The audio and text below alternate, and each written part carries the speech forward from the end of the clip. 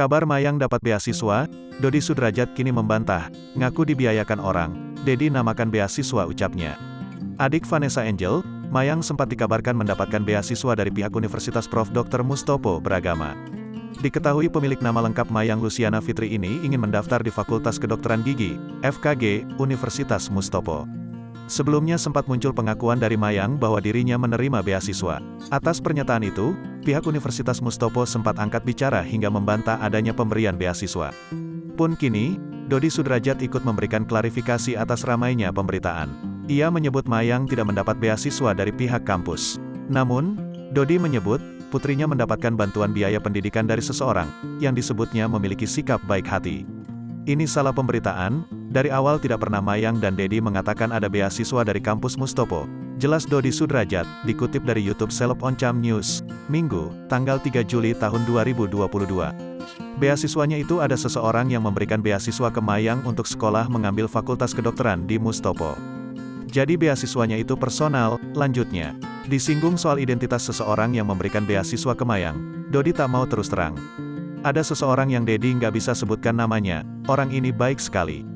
Beliau inilah yang memberikan beasiswa ke Mayang bukan dari Mustopo, dibiayain oleh seseorang yang itu Dedi namakan beasiswa untuk Mayang, tandasnya. Disinggung soal biaya pendidikan Mayang, Dedi mengaku ingin ikut andil.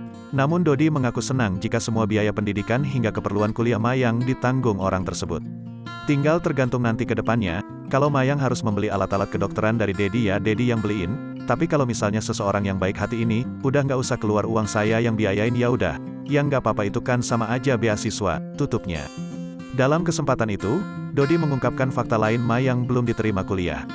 Besan Faisal ini mengatakan, Mayang masih menjalani proses pendaftaran di Universitas Mustopo.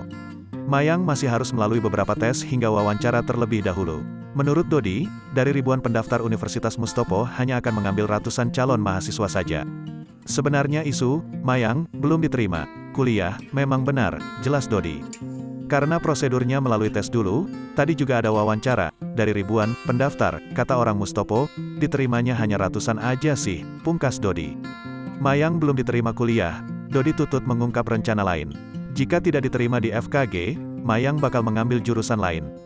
Kalau misal tidak diterima tetap di Mustopo juga. Tadinya kan mau ngambil public speaking, pungkas Dodi.